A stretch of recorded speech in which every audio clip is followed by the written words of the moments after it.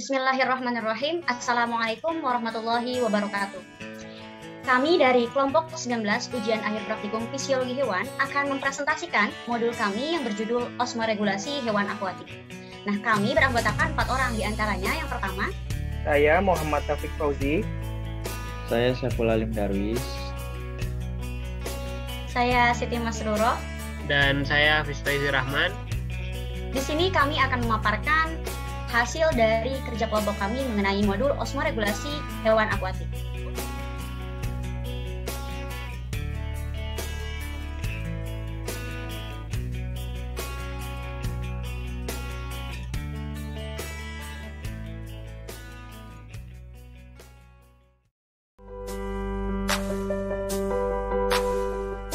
Bismillah, baik, di sini saya akan mempraktikkan mengenai praktikum osmoregulasi pada ikan air tawar. Nah, berikut alat dan bahannya.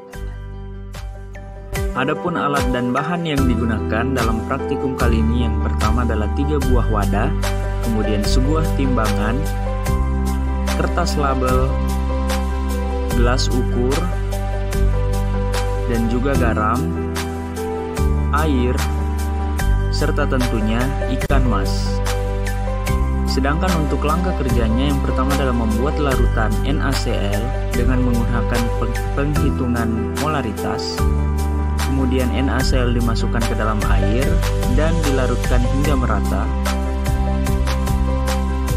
Kemudian masing-masing larutan ditempatkan pada ketiga wadah yang berbeda dan diberi label. Baik, di sini telah disediakan 3 buah larutan, di mana larutan yang pertama ini adalah larutan kontrol, yaitu air biasa sebanyak 500 ml. Kemudian yang kedua adalah larutan NaCl sebanyak 0,5%. Di sini juga ada 500 ml. Kemudian yang ketiga ada larutan NaCl 5% sebanyak 500 ml juga. Selanjutnya ikan-ikan akan dimasukkan ke dalam larutan ini dan diamati melalui parameter pengamatan yang telah disediakan, di mana di sini telah disediakan parameter pengamatannya. Mari kita amati.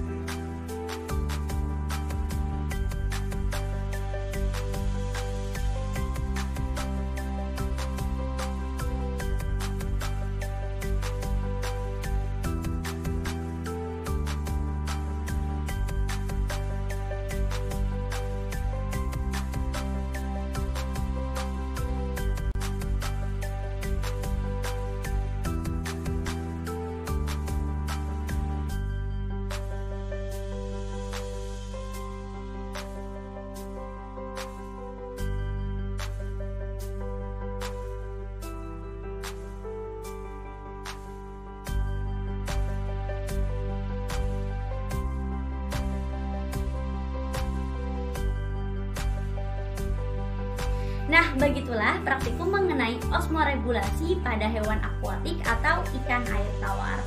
Di sini dapat dilihat bahwa ikan yang dimasukkan ke dalam larutan kontrol atau air biasa itu masih hidup sampai akhir percobaan. Kemudian ikan yang dimasukkan ke dalam larutan NaCl 0,5% juga masih bertahan hidup sampai akhir percobaan. Namun ikan yang dimasukkan ke dalam larutan NaCl 5% itu dia tadinya masih hidup, namun mengalami kemunduran dan akhirnya mati dan tidak bisa bertahan hidup sampai akhir percobaan. Begitulah, terima kasih.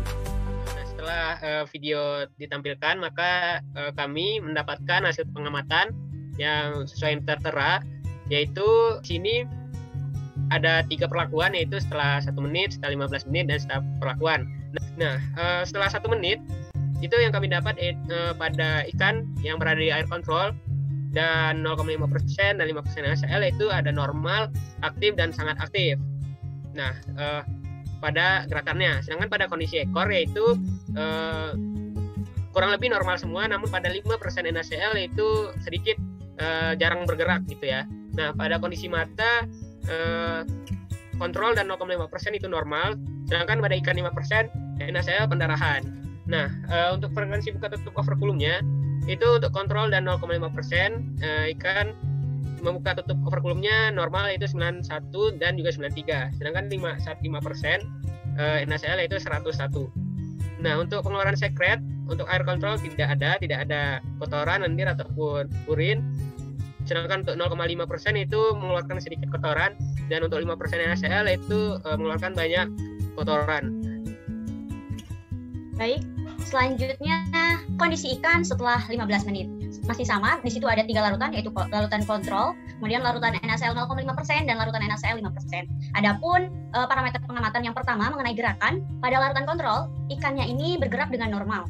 Kalau di larutan NaCl 0,5% itu gerakannya aktif, dan pada larutan NaCl 5% gerakannya juga aktif.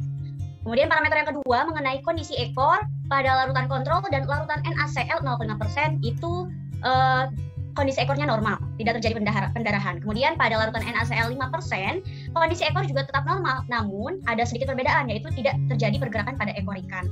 Adapun parameter yang ketiga, yaitu kondisi mata.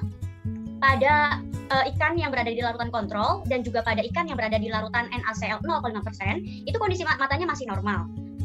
Pada larutan NaCl 5%, itu kondisi matanya mengalami pendarahan, di mana terdapat bintik putih di tengah mata ikan. Kemudian untuk parameter selanjutnya yaitu mengenai frekuensi buka tutup operculum per menit. Pada ikan yang berada di larutan kontrol, itu frekuensi buka tutup operculumnya 87 per menit. Sedangkan pada larutan NaCl 0,5%, itu frekuensinya 95 per menit. Kemudian pada larutan NaCl 5% itu frekuensinya 113 per menit. Adapun parameter yang terakhir yang diamati yaitu mengenai pengeluaran sekret, di mana pada ikan yang berada di larutan kontrol itu tidak mengeluarkan sekret. Kemudian pada larutan NaCl 0,5%, dia sedikit lebih banyak dari pengamatan pada setelah 1 menit. Kemudian pada larutan NaCl 5%, dia masih mengeluarkan banyak sekali sekret pada ikannya. Terus setelah perlakuan, hasil yang didapatkan yaitu untuk kontrol tetap normal, dan untuk 0,5 dan 5% ini pasif ya. Dan untuk gerakannya, sedangkan untuk keadaan dari ekor yang kontrol dan 0,5% ini normal, tetap normal, dan 5% ini tetap normal namun ekornya tidak bergerak gitu. Dan untuk kondisi mata, untuk 5% NaCl itu pendarahan di tengah mata dan terdapat putih-putih gitu ya. Sedangkan untuk kontrol dan 0,5% normal. Nah, untuk buka tutup operculumnya per menit itu ada 89, 84, 82 karena normal dan menuju pasif gitu ya. Dan untuk pengeluaran sekretnya itu yang air kontrol tetap tidak ada, sedangkan untuk 0,5% juga tidak ada, dan 5% NaCl juga tidak ada, jadi ketiganya tidak ada. Selanjutnya yaitu pembahasan. Berdasarkan data hasil pengamatan dapat dilihat bahwa perbedaan salinitas lingkungan pada ikan air tawar dapat mempengaruhi osmoregulasi dari ikan tersebut. Praktikum ini dilakukan dengan mengamati perubahan fisiologis yang terjadi pada ikan air tawar ketika berada di lingkungan dengan konsentrasi salinitas berbeda. Konsentrasi larutan NaCl yang digunakan yakni 0,5% dan 5%. Pengamatan dilakukan 2 tahap. Tahap pertama saat ikan berada pada lingkungan dengan salinitas berbeda dalam 2 periode waktu, yakni pada waktu menit pertama dan menit ke-15. Kemudian tahap kedua saat sampel ikan dipindahkan ke lingkungan normal.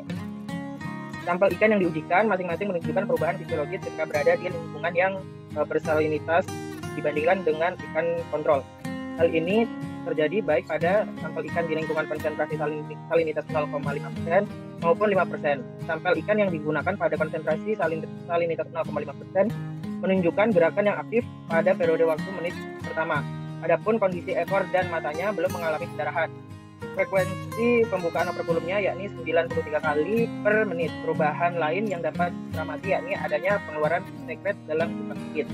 Adapun saat pengamatan periode waktu menit ke-15, perubahan fisiologis yang berubah dari sebelumnya yakni jumlah sekret yang dikeluarkan bertambah dan frekuensi pembukaan operculum yang meningkat menjadi 95 kali per menit. Adapun saat sampel dipindahkan ke lingkungan normal yakni ikan mengalami pergerakan yang pasif, tidak ada pendarahan dan pengeluaran sekret, dan frekuensi pembukaan operculumnya menurun menjadi 85 kali per menit. Perubahan fisiologis juga dapat diamati pada sampel ikan yang ditempatkan pada lingkungan dengan konsentrasi salinitas 5%. Pada periode waktu menit ke-1, sampel bergerak sangat aktif. Kondisi ekornya masih normal tetapi tidak aktif bergerak. Adapun matanya mengalami pendarahan. Frekuensi pembukaan operculum sampel ini yakni 101 kali per menit. Jumlah sekret yang dikeluarkannya berjumlah banyak. Sedangkan pada pengamatan periode waktu menit ke-15, perubahan fisiologis cukup kontras terjadi pada sampel ini. pergerakannya menjadi aktif dari sebelumnya sangat aktif. Selain itu, frekuensi pembukaan operkulumnya meningkat 113 kali per menit. Adapun pendarahan pada mata masih teramati dan pada ekor tetap tidak mengalami pendarahan. Jumlah pengeluaran sekretnya juga mengalami peningkatan. Adapun saat sampel dipindahkan ke lingkungan normal, ikan tidak lagi dapat kembali ke keadaan semula. Adapun hal ini terlihat dari pergerakannya yang pasif dan pendarahan masih terjadi pada bagian mata. Akan tetapi, sampel mengalami pembukaan operkulum dengan frekuensi yang menurun dan mendekati frekuensi sampel kontrol, yakni 82 kali per menit. Adapun pengeluaran sekret tidak lagi terjadi. Data hasil pengamatan dari kedua sampel yang telah dijabarkan menunjukkan persamaan atau berbanding lurus. Pergerakan sampel yang aktif dan sangat aktif pada periode waktu pengamatan menit ke-1 menunjukkan adanya usaha adaptasi yang dilakukan sampel terhadap lingkungan yang bersalinitas. Proses osmoregulasi kemudian dijalankan oleh sampel dengan mengeluarkan energi yang cukup banyak dari biasanya. Hal tersebut menyebabkan pergerakan sampel kemudian berubah menjadi pasif ketika dikembalikan ke lingkungan normal dikarenakan telah banyak mengeluarkan energi saat berada di lingkungan bersalinitas. Energi yang banyak dipakai saat sampel berada di lingkungan bersalinitas diperuntukkan untuk menjalankan mekanisme transport aktif dan menggerakkan operkulumnya untuk mencapai homeostasis dan memperoleh oksigen. Pada lingkungan bersalinitas, tingkat oksigen bebas dalam lingkungan air menurun karena banyaknya ion terlarut. Dengan demikian, ikan akan meningkatkan laju respirasinya untuk mendapatkan suplai oksigen. Oksigen sendiri dibutuhkan untuk menjalankan proses metabolisme demi mencapai keseimbangan. Baik, pembahasan selanjutnya yaitu indikator lain yang menunjukkan adanya osmoregulasi yang dilakukan sampel, yakni masing-masing sampel ini mengalami peningkatan frekuensi pembukaan operkulum ketika berada di lingkungan bersalinitas. Pembukaan operkulum ini mendadakkan adanya peningkatan suplai aliran air menuju ke dalam tubuh. Hal ini dilakukan untuk meningkatkan laju respirasi dan menjaga kondisi dalam tubuhnya tetap hiperosmotik dibandingkan dengan lingkungannya, sehingga ikan ini akan mengambil banyak ion dari luar tubuhnya agar tetap normal. Adapun proses ini dilakukan sampel hingga batas toleransi yang mampu dijalankan. Sebagai konsekuensinya, sampel mengalami kelebihan air ketika mengambil banyak ion garam dari luar. Hal ini pula yang menyebabkan adanya pengeluaran sekret baik berupa kotoran maupun urin pada kedua sampel ketika berada di lingkungan bersalinitas. Hal tersebut untuk mengimbangi banyaknya air yang masuk ke dalam tubuhnya. Sebaliknya, pada lingkungan normal, frekuensi pembukaan operkulum pada ikan itu menurun guna meminimalisir suplai air yang masuk ke dalam tubuhnya untuk mempertahankan keadaan hiperosmotik sehingga ion berdifusi dari dalam tubuh ikan ke luar lingkungan. Argumentasi ini bersesuaian dengan menurut Pamungkas tahun 2012 menyatakan bahwa osmoregulasi ikan air tawar pada lingkungan bersalinitas merupakan proses metabolik yang menuntut adanya transport aktif ion-ion, di mana ikan harus mengambil garam dari lingkungan untuk menjaga keseimbangan kandungan garam dalam tubuhnya. Nah, adapun terjadinya pendarahan pada ikan, ini merupakan indikator adanya gangguan osmoregulasi yang dialami sampel ketika berada di lingkungan bersalinitas. Pada sampel pengamatan, pendarahan terjadi pada bagian mata. Kemudian pendarahan ini dimungkinkan terjadi akibat tingkat toleransi osmotik pada darah ikan. Kemudian hal tersebut ini terjadi karena ikan ini telah mencapai batas maksimal. Sel darah ikan tidak mampu lagi menyesuaikan tekanan osmotiknya terhadap lingkungan, sehingga terjadi hemolisis atau mungkin krenasi sehingga menyebabkan pendarahan. Selanjutnya untuk kesimpulan, pertama perubahan fisiologis dan tingkah laku yang dilakukan oleh ikan mas itu akibat dari perubahan salinitas lingkungannya berupa pergerakan dari ikan yang menjadi aktif, namun kemudian berangsur pasif dan juga terjadi pendarahan disertai dengan pengeluaran sekret dan peningkatan frekuensi pembukaan operkulum. Dan kesimpulan yang kedua yaitu peningkatan salinitas pada lingkungan tempat hidup ikan mas menyebabkan ikan membutuhkan energi yang lebih dalam atau lebih banyak menjalankan proses osmoregulasinya. Jadi semakin banyak garam, maka banyak energi yang harus diperoleh oleh ikan tersebut. Karena ikan harus melakukan transport aktif untuk mengambil ion-ion garam dari lingkungan di luarnya dan masuk ke dalam tubuh agar dapat mencapai keseimbangan. Hal ini juga menyebabkan peningkatan laju respirasi. Nah, kesimpulan terakhir yaitu ikan mas pada air normal melakukan aktivitas fisiologis yang normal, jadi tidak terjadi apa-apa. Sedangkan ikan mas pada air yang berkadar garam rendah dan juga kadar garam tinggi itu terjadi perubahan fisiologis dan tingkah laku sebagai bentuk osmoregulasi yang dijalankan untuk mempertahankan keseimbangan tubuhnya. Mungkin cukup sekian dari kelompok kami. Kami ucapkan terima kasih. Wassalamualaikum warahmatullahi wabarakatuh.